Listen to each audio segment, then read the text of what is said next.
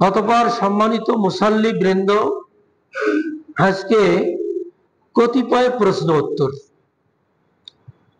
গত জুমায় আমি সালাতের আরকান অর্থাৎ ফরজ 14টি বলেছি এবং সালাতের ওয়াজিব 8টি বলেছি। এইগুলির একটু সংক্ষিপ্ত বিস্তারিত আলোচনার প্রয়োজন অনেকেই মনে করেছে। তা আমি কয়েকটি ফরজ বিষয়ে আলোচনা করছি। 1 নম্বর, কিয়াম।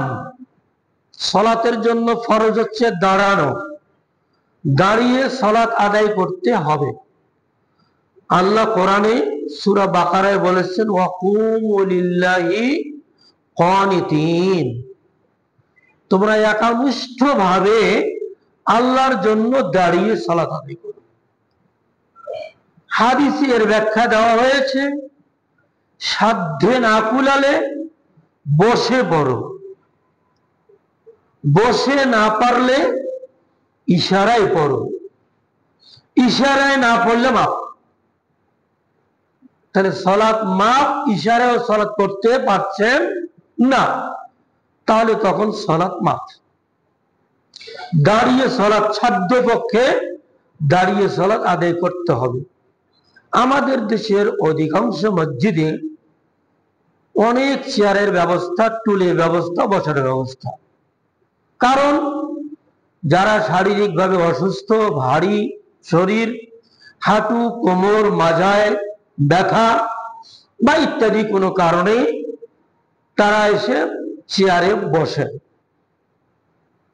অথচ তাদের অধিকাংশকেই দেখা যায় অফিসে, হাট বাজারে, রাস্তাঘাটে চলাফেরা বেশ স্বাভাবিক করছেন। আবার মসজিদে এসে হেঁটে হেঁটে, হাফ কিলো হেঁটে মসজিদেও আসলেন, এসে চেয়ারটা নিয়ে থাপাস করে বসে আল্লাহু আকবার সালাত চলছে। এই বিষয়টা উনি নিজেই করবেন, এই ফতোয়া আমি দেব না। যদি ওনার সাধ্যে কুলায়, উনি হেঁটে আসতে পারলেন, তাহলে উনি হেঁটে এসে দাঁড়িয়ে সালাত শুরু করবেন। আর উনি একান্তই অসুস্থ, দাঁড়াতেই পারেন না, গাড়িতে আছি, কোন রকম মসজিদে ঢুকছেন, বসে চেয়ারে বসে উনি সালাত আদায় করছেন, ব্যাপারটা আলাদা, ভিন্ন। তবে চেয়ার বৈধ কি অবৈধ, টুলের উপর বসা জায়েজ না নাজায়েজ, এ নিয়ে সালাফি মানহাজের আলেমদের মধ্যেও অনেক তর্ক বিতর্ক হয়েছে, অনেক মতানৈক্য হয়েছে। তবে উত্তম হচ্ছে মাটিতে বসে পড়া, এটা উত্তম। যা হোক, সংক্ষিপ্ত বললাম। 2 নম্বর, তাকবীরে তাহরিমা। এটা সালাতের ফরজ বিষয়। তাকবীরে তাহরিমা দিতে হবে কিভাবে? 2 হাত তালু কেবলামুখী করে, আঙ্গুলগুলি সোজা খাড়া করে, কাঁধ অথবা কান বরাবর উত্তোলন করে আল্লাহু আকবার বলে হাত বাঁধা, এটার নাম তাকবীরে তাহরিমা। অর্থাৎ তাকবীরে তাহরিমা কেন বলা হয়েছে? আপনি যখন এভাবে সালাত আল্লাহু আকবার বললেন, সালাতের বাইরের যাবতীয় কাজ আপনার জন্য হারাম হয়ে গেল। ব্যবসা হালাল, চাকরি হালাল, কৃষি হালাল, লেখাপড়া হালাল, এগুলো এখন হারাম হয়ে গেল। এখন আর কারোর সাথে কোনো যোগাযোগ নাই, সম্পূর্ণ যোগাযোগ বিচ্ছিন্ন। সম্পূর্ণ যোগাযোগ কি বিচ্ছিন্ন করা হলো এটার দ্বারা। সালাত শুরু হলো, হারাম যাবতীয় কাজ। এখন যাবতীয় কাজ হালাল কখন হবে? সালাত শেষে আসসালামু আলাইকুম ওয়া রাহমাতুল্লাহ, আসসালামু আলাইকুম ওয়া রাহমাতুল্লাহ। তাহলে এখন যাবতীয় কাজ, আপনি দোকানে যাবেন, ব্যবসায় যাবেন, মাঠে যাবেন, আপনার কর্মস্থলে যাবেন, শিক্ষালয়ে যাবেন, কোনো সমস্যা নেই, এগুলো এখন হাল। তারপর তাকবীরে তাহরিমা গেল। 3 নম্বর সূরা ফাতিহা। সূরা ফাতিহা সালাতের রুকন, ফরজ। প্রত্যেক রাকাতে প্রত্যেক ব্যক্তিকে এই সূরা ফাতিহা পড়তেই হবে। ইমাম পড়বে, মুক্তাদি পড়বে, একাকী মুসাল্লি পড়বে, মাসবুক পড়বে, সবাই পড়বে, নারী পড়বে, পুরুষ পড়বে। প্রত্যেক মুসাল্লি সূরা ফাতিহা পাঠ করবে। কেননা সহিহ বুখারীর riwayat, মুসলিমের riwayat, লা সালাতা লিমান লাম ইয়াকরা বিফাতিহাতিল কিতাব, যে ফাতিহা পাঠ করেনি তার সালাত নাই, তার মানে তার সালাত হবে না। 4-5 রুকু সাজদা, সঠিক নিয়মে রুকু সাজদা আদায় করে, এটা ফরজ। আল্লাহ বলছেন ইয়া আইয়ুহাল্লাযিনা আমানু রুকউ ওয়াসজুদু, হে ঈমানদাররা তোমরা রুকু করো এবং সাজদা করো, এটা ফরজ। তাদিল আরকান, অর্থাৎ রুকনগুলি ধীর স্থির ভাবে আদায় করা। আল্লাহু আকবার বললাম, ফাতিহা সহ কিরাত পাঠ করলাম, একটা রুকন আদায় হয়ে গেল। 2 নম্বর রুকন, রুকুতে যাব, একটা রুকন আদায় হলো। রুকু থেকে উঠবো, এটা আর একটা রুকন আদায় হলো, ফরজ আদায় হলো। এই রুকনগুলির মধ্যে ধীর স্থিরতা বজায় রাখা, এটাকে বলা হয়েছে তাদিলে আরকান। যদি কেউ এই ধীর স্থিরতা সালাতে বজায় না রাখে তাহলে তার সালাত হবে না। আমাদের যত অস্থিরতা সালাতে, দোকান ছেড়ে আসছি, তাড়াহুড়া করে সালাত করে দোকান ধরবো। মেয়ের বিয়ের জন্য বরপক্ষ আসবে, সালাতটা তাড়াতাড়ি আদায় করেছি, ওই মসজিদে আগে সালাত হয়, তাড়াতাড়ি সালাতটা আদায় করে আসি, ওই মসজিদে গিয়ে সালাত আদায় করে তারপরে ছেলেকে এখন আংটি পরানো হবে, সোনার আংটি। হালাল না হারাম ফতোয়া আপনারাই দেবেন, আমি দেব না। এই যে সালাতে যত তাড়াহুড়া, অফিসে যাব তাড়াহুড়া, বাজারে যাব তাড়াহুড়া, মাঠে যাব তাড়াহুড়া, কর্মস্থলে যাব তাড়াহুড়া, সালাত যত তাড়াহুড়ার কাজ। অথচ রাসূল সাল্লাল্লাহু আলাইহি ওয়াসাল্লাম বলছেন, সহিহ বুখারী এবং মুসলিমের হাদিস, আবু হুরায়রা বলেন, আমি হাদিস পড়ছি না, সময় পাবো না, রাসূল মসজিদে নববীতে ঢুকলেন, সালাত আদায় করে বসলেন। পরক্ষণে একজন সাহাবী ঢুকলেন, সালাত আদায় করলেন, রাসূলকে সালাম দিয়ে বের হবেন। রাসূল সালামের উত্তর দিয়ে বললেন, তুমি আবার সালাত আদায় করো, সালাত হয়নি। এভাবে লোকটি 3 বার সালাত আদায় করলেন। 3 বারে রাসূল বললেন হয়নি, সালাত আদায় করো। লোকটি পরিশেষে বললেন, ইয়া রাসূলুল্লাহ, এর চেয়ে ভালো সালাত আর জানি না। রাসূল বললেন, তাদিলে আরকান, অর্থাৎ ধীর স্থির ভাবে সালাত আদায় করো। তুমি সালাত তাড়াহুড়ো করছো কেন? ওনার যত তাড়া ছিল আর তত দেরি হলো। 3 বার পড়লো সালাত, তারপরে হলো না, 4th বারে আবার সালাত পড়া লাগলো। তাহলে এখান থেকে বোঝা গেল তাদিলে আরকান, অর্থাৎ রুকনগুলির সমপর্যায়ে ধীর স্থিরতা বজায় রেখে সালাত আদায় করতে হবে, সালাতে তাড়াহুড়া করা যাবে না। এই তাদিলে আরকান, এটাও একটা ফরজ। আর একটা ফরজ হচ্ছে কোদায়ে আখিরা, শেষ বৈঠক। শেষ বৈঠকটা ফরজ। শেষ বৈঠকের নিয়ম হচ্ছে, যদি সালাত 3 বা 4 রাকাতের হয়, সেখানে 2টি বৈঠক হয়, তার এই শেষ বৈঠককে বলা হয় শেষ বৈঠক। আর যদি সালাত 2 রাকাতেরই হয়, তাহলে ওটার কোনো শেষ শুরু নেই। যেমন আজকে জুমার 2 রাকাত সালাত হবে, এটার শেষ বৈঠক নাই, একটাই বৈঠক। যদি সালাত 3 রাকাত অথবা 4 রাকাত হয়, সেক্ষেত্রে 2টি বৈঠক হয়। শেষ বৈঠকটাকে বলা হয় শেষ বৈঠক, কোদায়ে আখিরা। এটা বসার নিয়ম হচ্ছে, বাম পাটা ডান নলার ভেতরে দিয়ে বাইরে বের করে দেবে, ডান পাটা খাড়া রেখে নিতম্বের ওপর বসবে। আমরা ভুল করি, 2 রাকাত ফরজ সালাতেও এভাবে আদায় করি, এটা আমাদের ভুল পদ্ধতি। এটা আপনাদেরকে শিখতে হবে, জানতে হবে। কোদায়ে আখিরা, এরপরে দুদিকে সালাম ফিরানো। হাদিস সহিহ বুখারী মুসলিম। এই আমি কয়েকটা ফরজ, সালাতের ফরজ বিষয়ে আলোচনা করলাম। এর মধ্যে অত্যন্ত গুরুত্বপূর্ণ বিষয়, তাড়াহুড়া করা যাবে না। ওয়াজিবাতুস সালাত, সালাতের ওয়াজিব সমূহ, অর্থাৎ ফরজের পরে পরে ওয়াজিবগুলির স্থান। ফরজগুলি যেমন বাধ্যতামূলক, ওয়াজিবগুলিও তেমনি বাধ্যতামূলক। এইগুলি কেউ যদি, ওয়াজিবগুলিকে যদি কেউ ইচ্ছাপূর্বক ছেড়ে দেয় তাহলে তার সালাত হবে না। ভুল ও ক্রমে যদি ছেড়ে দেয় তাহলে তার সৌ সাজদা ওয়াজিব হবে। কিন্তু ফরজগুলি যদি কেউ ভুল করে, ইচ্ছা করে ছেড়ে দেয়, সালাত হবে না, সালাতটা পুনরায় করতে হবে। ওয়াজিবগুলি, এগুলির গুরুত্ব দেওয়া হয়েছে। এই ওয়াজিব 8টি। তাকবীরে তাহরিমা ছাড়া বাকি 7 তাকবীর, অর্থাৎ রুকুতে যাওয়ার আগের তাকবীর, সাজদায় যাওয়ার আগের তাকবীর, 2 সিজদার জন্য তাকবীর, আবার রাকাতে উঠার জন্য তাকবীর, যত তাকবীর আছে এই তাকবীরগুলি ওয়াজিব। তাকবীরগুলি উচ্চারণ করতে হবে, মুখে মুখে উচ্চারণ। ইমাম করবে, মুক্তাদি করবে, একাকী মুসাল্লি তিনিও করবেন। 2 নম্বর, রুকুতে তাসবিহ পড়া, সুবহানা রাব্বিয়াল আযীম, সুবহানা রাব্বিয়াল আযীম, সুবহানা রাব্বিয়াল আযীম। সোয়ান সোয়ান করলে হবে না। তাড়াহুড়ার সাথে কি হয়? সোয়ান সোয়ান সোয়ান করিয়া সালাত শেষ। এই তাসবিহ পড়াটা ওয়াজিব। এই ওয়াজিব কেউ যদি ইচ্ছা করে বাদ দেয় সালাত হবে না, অনিচ্ছায় বাদ পড়লে সাউসিতা দেওয়া লাগবে।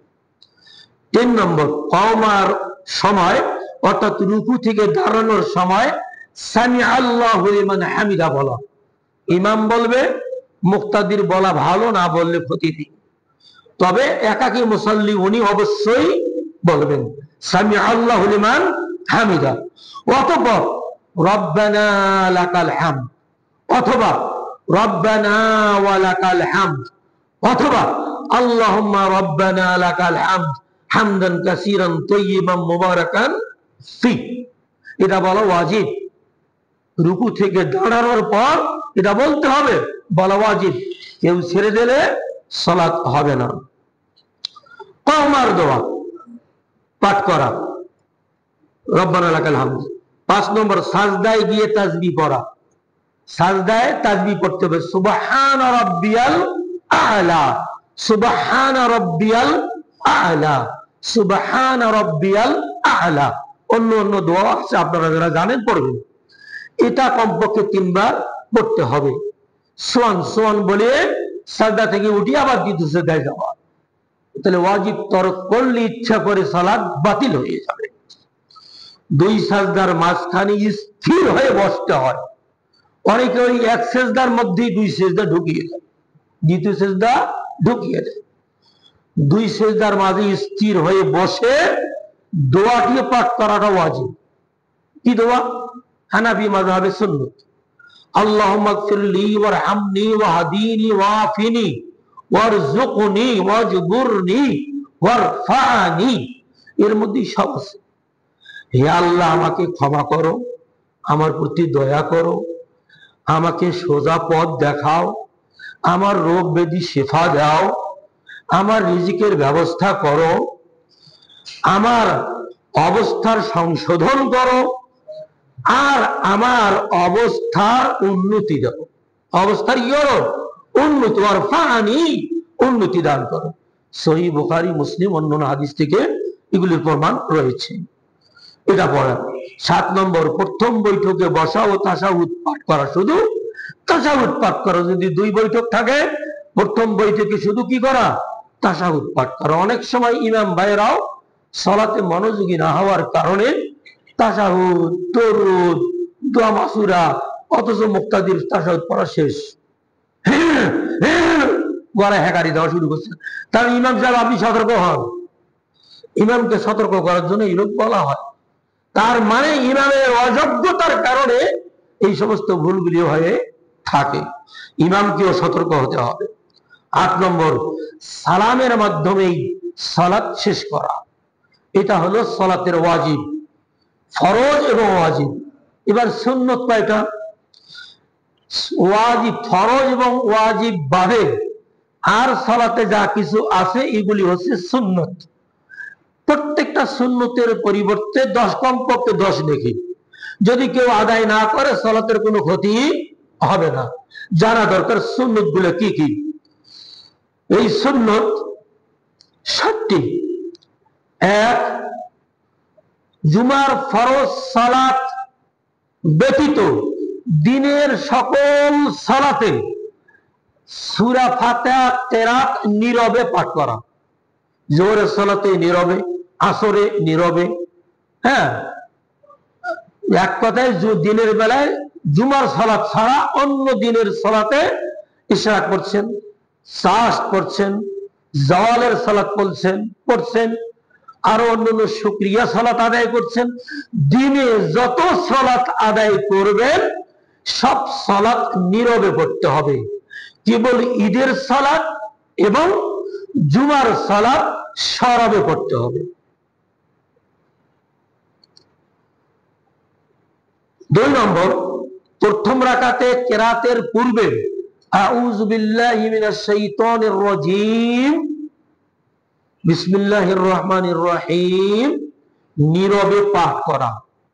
নীরবে পাঠ করে, এটি হচ্ছে সুন্নত। কেউ যদি এগুলি পাঠ না করে সালাতের কোনো ক্ষতি নেই। সালাতে পঠিতব্য দোয়া সমূহ নীরবে পড়া।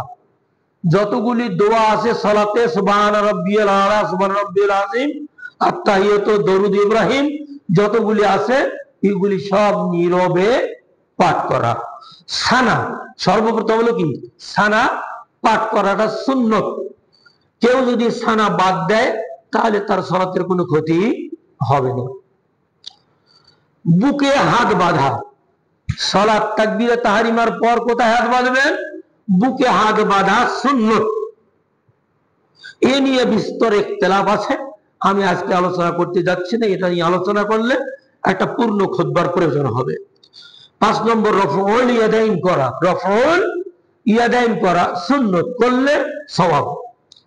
6 নম্বর, সূরা ফাতিহা শেষে সরব সালাতে সরবে আমিন বলা, নীরব সালাতে নীরবে আমিন বলা, এটা সুন্নত।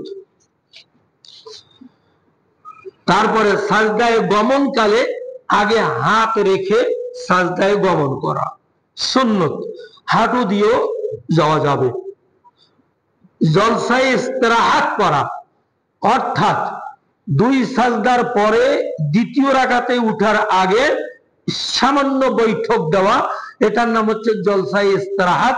এটা সুন্নত, করলে সওয়াব, না করলে কোনো ক্ষতি নেই। মাটিতে জলসায় ইস্তিরাহাত করা। সালাতের সর্ব অবস্থায় সাজদার স্থানে দৃষ্টি নিবদ্ধ রাখা। সর্ব অবস্থায় সাজদার স্থানে, শুধু শেষ বৈঠকে অর্থাৎ তাশাহুদের সময়, বৈঠকের সময় কি করা?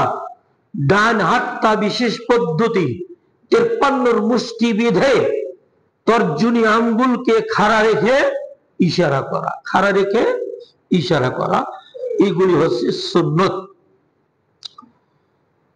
এই তর্জনী আঙ্গুল ইশারা করতে গিয়ে ফির আবার অনেকেই এমন অবস্থায় করে ফেলেন যে পাশের মুসাল্লির সালাত বিনষ্ট হয়। এই ইশারা করতে হয়, করাটা কেমন?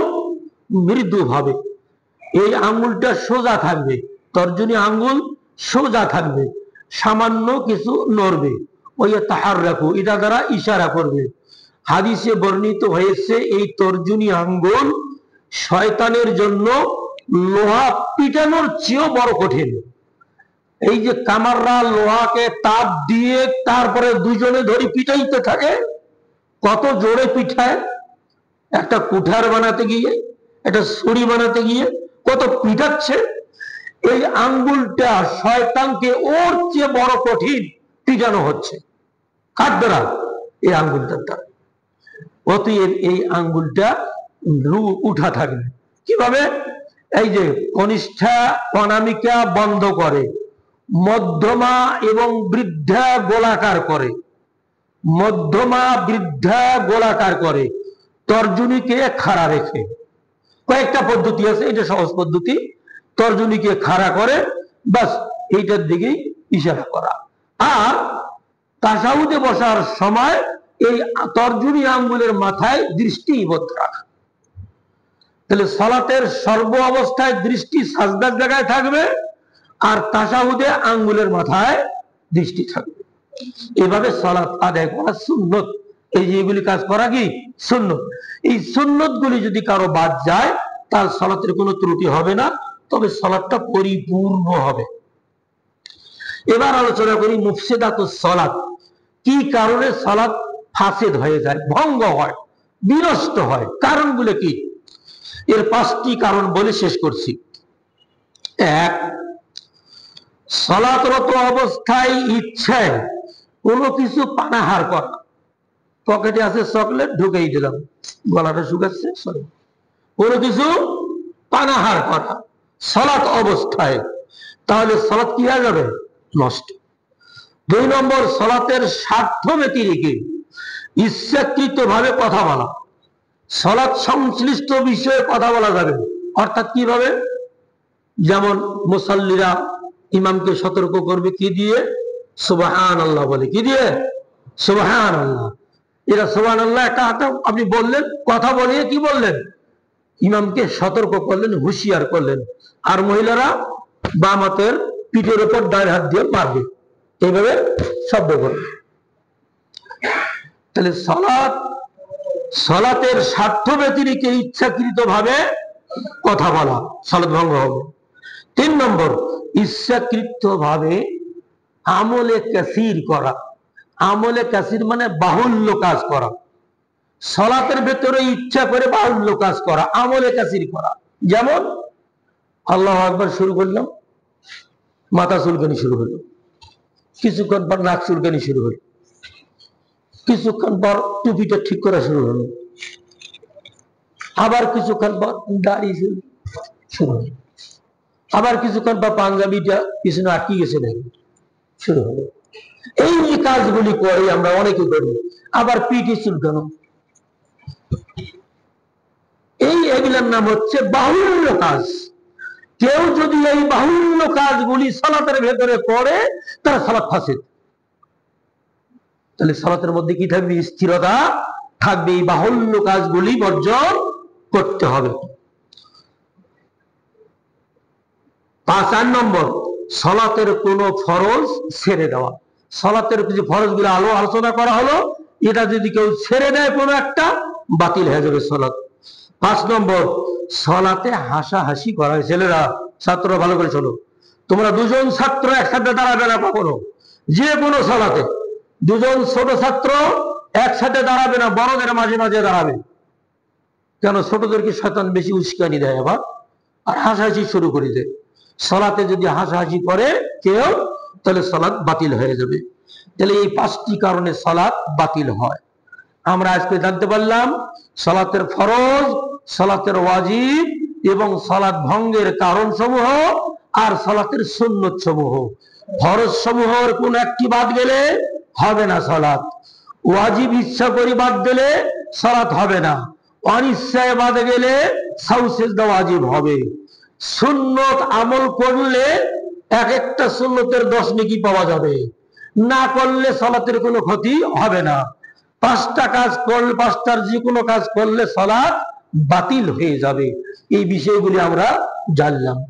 এবার প্রশ্ন, আর এক ভাইয়ের প্রশ্ন, সালাত শুরু করলেই নানা চিন্তা ভাবনা মনে জমা হয়, এসব দূর করার উপায় কি?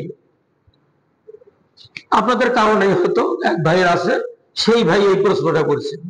সালাত শুরু করলে দুনিয়ার চিন্তা, আমেরিকা কিভাবে যাব, কালকে আমার টাকা লাগবে, কি করা যায়, কালকে তো পরীক্ষা আছে, কালকে তো 1 ট্রাক আমার মাল আসবে, কালকে তো আর আমার এই কাজটা করা লাগবে।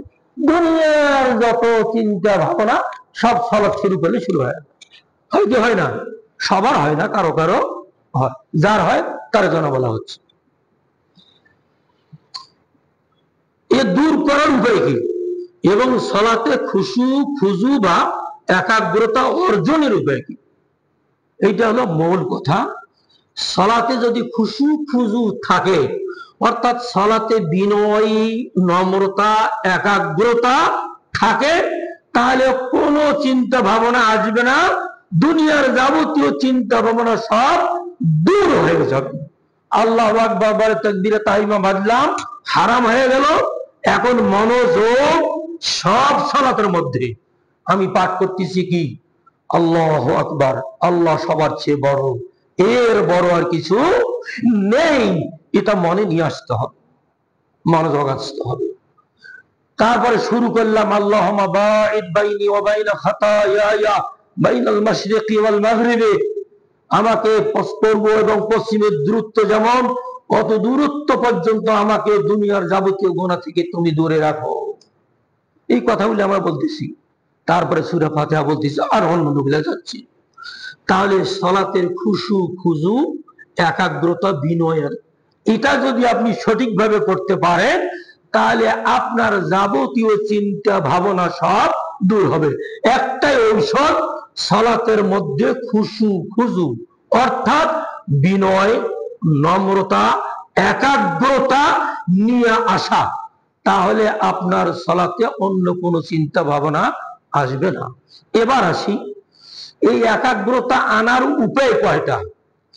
একাগ্রতা আনার উপায় 25টা। কয়টা? 25টা। আমি এক এক করে বলছি, মনোযোগ দিয়ে শুনবেন। এই 25টা কাজ যদি আপনি করেন, তাহলে সালাতে অবশ্যই একাগ্রতা আসবে। এক,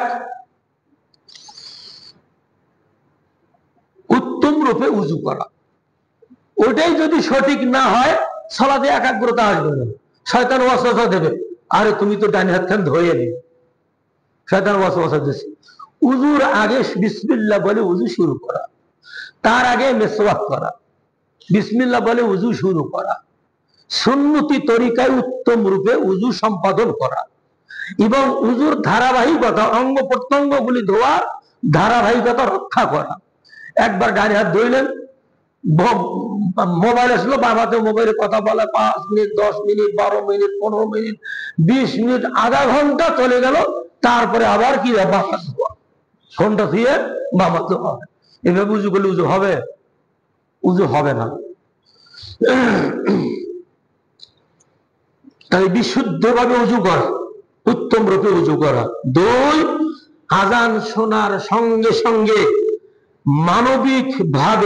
মানসিক ভাবে অন্তরকে সালাতের জন্য মনোযোগী করা। আযান হয়ে গেছে, আর কোনো চিন্তা নেই। উযু করা লাগবে, ভালো পোশাক পরা লাগবে, মসজিদে যাওয়া লাগবে, সুন্নত পড়া লাগবে, ইমামের সাথে সালাত পড়া লাগবে। এই চিন্তাগুলি এখন সবসময় মাথার মধ্যে আছে।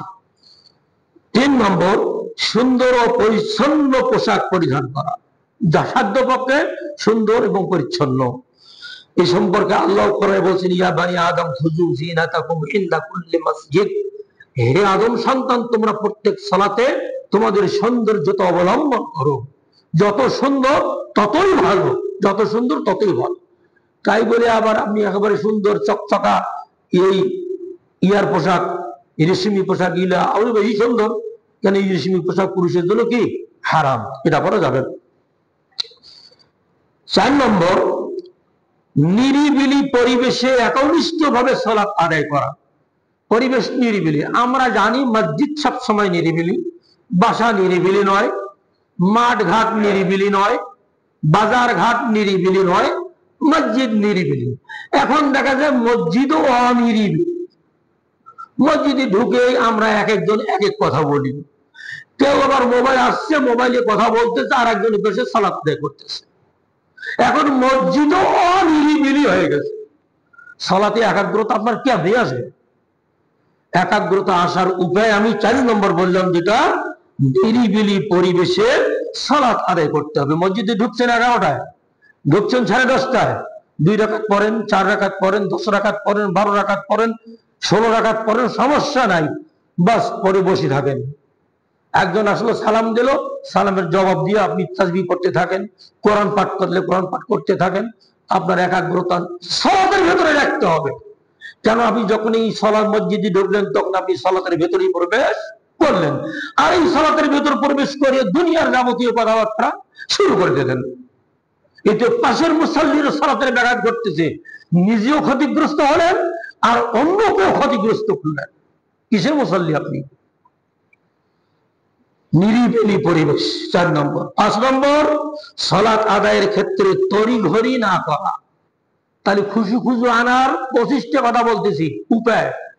তড়িঘড়ি করা যাবে না, খুশু খুশু থাকবে না।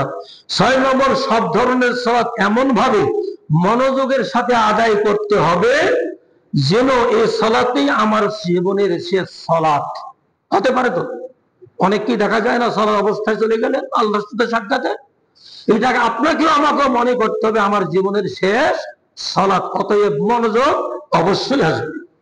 7 নম্বর, সালাত এমন ভাবে আল্লাহর প্রতি মনোনিবেশ করা, সালাতে এমন ভাবে আল্লাহর প্রতি মনোনিবেশ করা যেন সামান্য মুহূর্তের জন্য আল্লাহর স্মরণ থেকে মন অন্যদিকে ছুটে না যায়। 8 নম্বর, মনে বিনয় ও আল্লাহ ভীতি জাগ্রত করা। শুরু করলেন বিনয়তা এবং আল্লাহ ভীতি জাগ্রত করবেন। 9 নম্বর, সালাতে পঠিতব্য সূরা ফাতিহা ও অন্য সূরা তেলাওয়াতের সময় গভীর মনোযোগী হওয়া।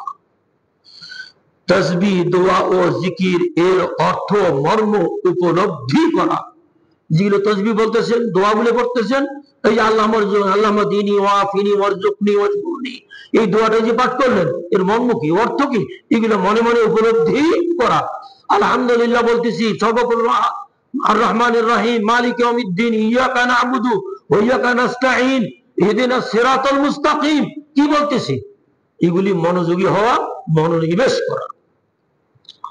10 নম্বর, ধীরে ধীরে স্পষ্ট ভাবে সূরা কিরাত সহ অন্যান্য দোয়া সমূহ পাঠ করা।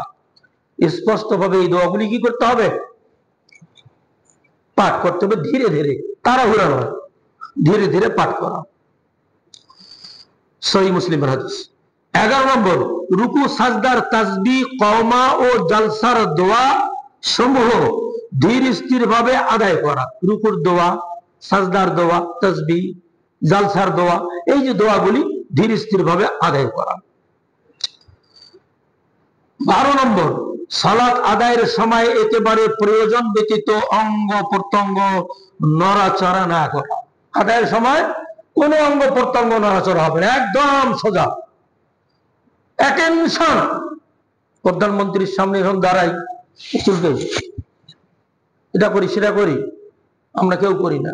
দুনিয়ার সামান্য মাত্র প্রধানমন্ত্রী, প্রেসিডেন্ট, দুনিয়ার সামান্য মাত্র একজন পদস্থ উচ্চ কর্মকর্তা, তার সামনে আমরা বিনয়ের সাথে যেমন দাঁড়াই, ওই বিনয়টা যদি আল্লাহর সামনে দাঁড়াতাম তাহলে অবশ্যই আপনার আমার সালাতের মনোযোগী হবে, খুশু খুজু আসবে এবং আপনার যাবতীয় চাহিদা এর মাধ্যমে পূরণ হবে, আর কারো কাছে যাওয়া লাগবে না। 13 নম্বর, প্রস্রাব পায়খানার চাপ নিয়ে সালাতে না দাঁড়ানো।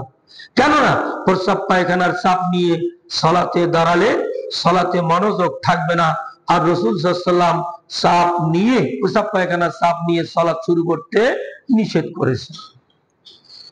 14 নম্বর, সালাতে দাঁড়ানো অবস্থায় সাজদার স্থানে দৃষ্টি নিবদ্ধ রাখা। আমার দৃষ্টি ওখানেই থাকবে, সাজদার স্থানে।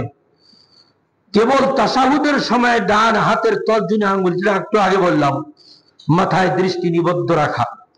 15 নম্বর, খোলা স্থানে সালাত আদায়কালে সামনে সুতরা রাখা। আপনি খোলা স্থানে সালাত পড়তেছেন, সামনে সুতরা রাখবেন, যাতে ভ্রমণকারীর কারণে আপনার সালাতের মনোযোগ নষ্ট না হয়।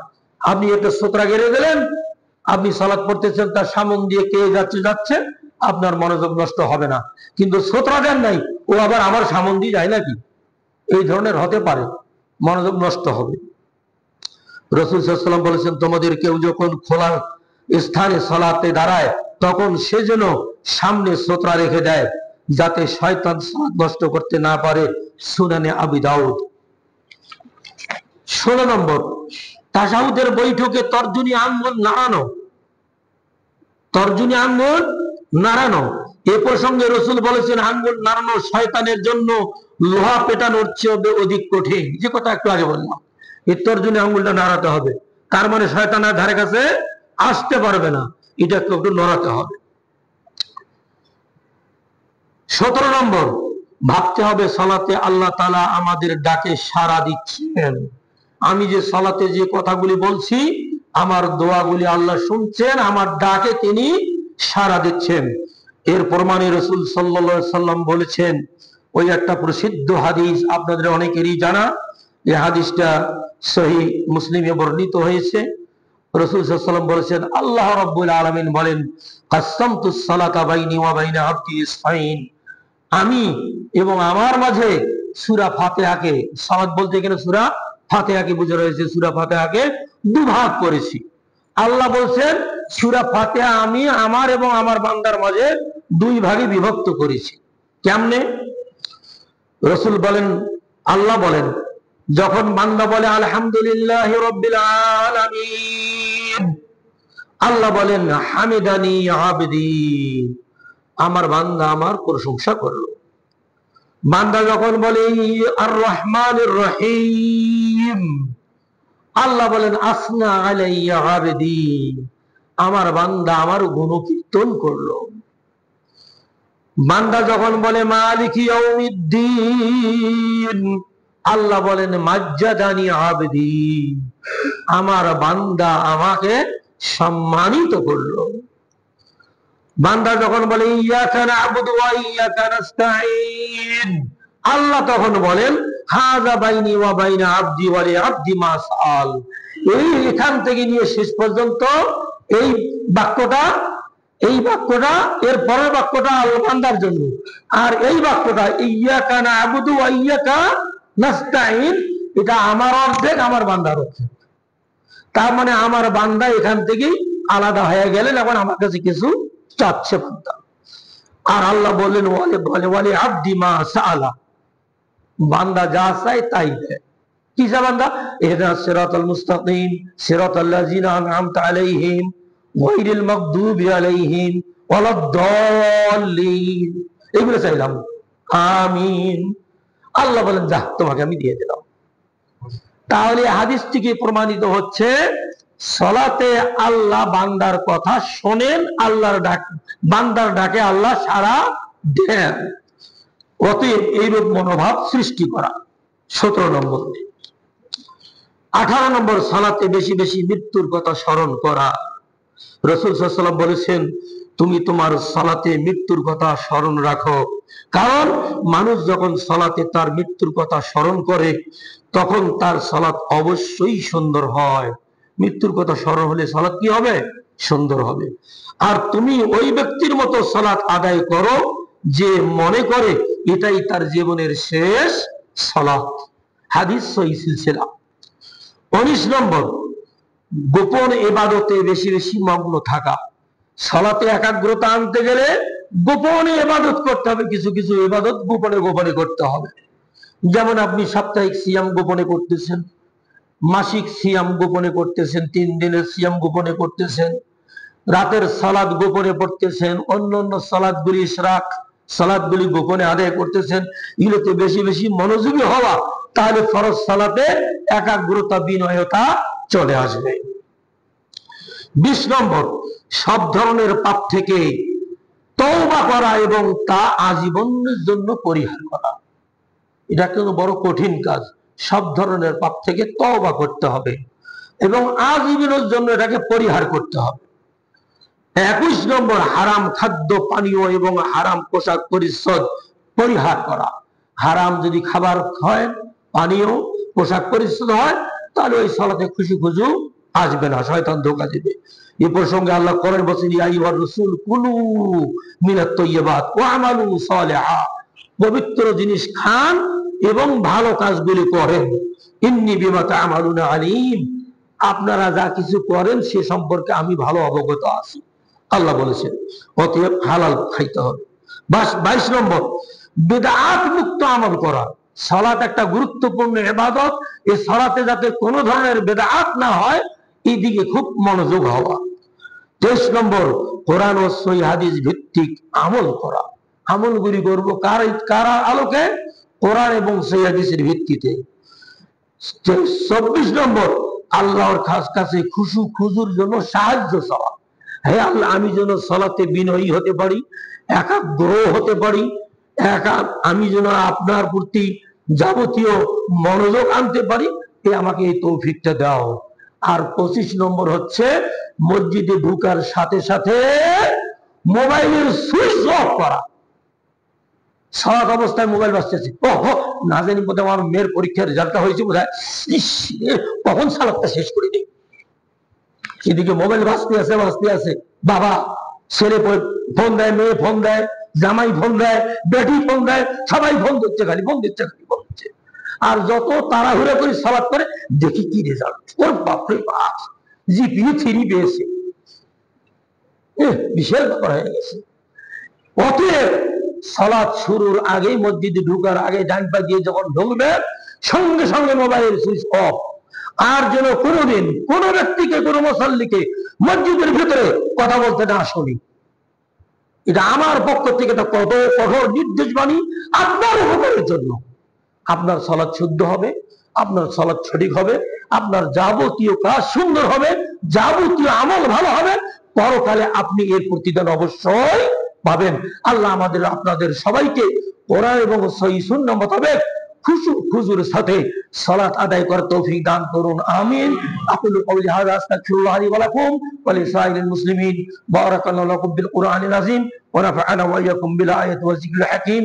ইন্নাহু তাআলা জাওয়াদুন কারীমুন মালিকুন রউফুর রহিম। এক ভাই দুটি প্রশ্ন করেছেন, ইকামতের উত্তর দিতে হবে কি, আর যদি দিতে হয় কিভাবে দেব? ইকামতের উত্তর দেওয়ার একটি হাদিস পাওয়া যায় আবু দাউদে। হাদিসটা সর্বসম্মতিক্রমে অত্যন্ত জয়ীফ। অতএব ইকামতের জবাব দিতে হচ্ছে না, আর উপায় জানার প্রয়োজন নেই। 2 নম্বর, আমি জন্মগত হানাফি, তবে মানহাজ ও আকীদার ক্ষেত্রে সালাফদের নীতি অনুসরণ করি। আমার প্রশ্ন হচ্ছে, জুমার খুতবা রাসূল সাল্লাল্লাহু আলাইহি ওয়াসাল্লাম সংক্ষিপ্ত করে বলেছেন, কিন্তু আমরা তো প্রায় 40 মিনিট খুতবা দেই, এতে কি সুন্নতের খেলাফ হচ্ছে না? সম্পর্কে বিস্তারিত বললে উপকৃত হব। খুব সুন্দর প্রশ্ন, প্রশ্নটা অত্যন্ত সুন্দর। তবে ইমাম সময় উপযোগী, স্থান কাল পাত্র ভেদে প্রয়োজনে সালাত সংক্ষিপ্ত এবং খুতবা দীর্ঘ করতে পারেন। এটা আজও যারা মক্কা মদিনায় গেছেন, আমার অনেক সাথী ভাই বলছেন, আজকে জুমার দিন, আপনি তো প্রতি জুমায় প্রায় সূরা আলা এবং সূরা গাশিয়া তেলাওয়াত করেন, এই 40 দিনের সফরে একদিনও সূরা গাশিয়া এবং আলা তেলাওয়াত করতে শুনলাম না। ইমাম সাহেব বক্তৃতা দিলেন প্রায় 25 থেকে 28 মিনিট পর্যন্ত বক্তব্য দেন, তারপরে সালাত 2 রাকাত পড়ান, ইন্না আতাইনা সূরা ইখলাস দিয়া, অথবা সূরা আসর দিয়া, সূরা ইখলাস দিয়া। যারা গেছেন তারাও শুনে আসছেন, বাস্তব জিনিসটা দেখে আসছেন। হ্যাঁ, এটা জায়েজ, রাসূল উত্তম, যে কথাটা উনি বলছেন এটা অবশ্য কি উত্তম। খুতবা হবে সংক্ষেপ, সালাত হবে দীর্ঘ। এটা হচ্ছে ইমামের বুদ্ধিমত্তার পরিচয়। ইমামের বুদ্ধিমত্তার পরিচয় হচ্ছে খুতবা সংক্ষেপ, সালাত দীর্ঘ। আর আমাদের দেশের খুতবাগুলি হয় কি, একটা আরবি বলতে হয়, আবার এটার অনুবাদ করতে হয়, আবার ব্যাখ্যা করতে হয়। আর ওনাদের সুবিধা হলো কি, 20 মিনিটে শেষ করে, কেন সবকিছু আরবিতেই বলতে হচ্ছে, সবকিছুই আরবিতেই বলতে হচ্ছে, আরবিতেই সবাই বুঝে ফেলছেন। আর আমাদেরকে আরবিটা বলার পর আবার ওটার অনুবাদ করতে হয়, ব্যাখ্যা বিশ্লেষণ করতে হয়, এজন্য একটু সময় বেশি লাগে। সেজন্য সালাত বাতিল হবে না, জুমা বাতিল হবে না, তবে উত্তম সংক্ষিপ্ত খুতবা এবং সালাত লম্বা করা। আল্লাহ রাব্বুল আলামিন আমাদের সবাইকে সঠিক বুঝদান করুন, আমিন।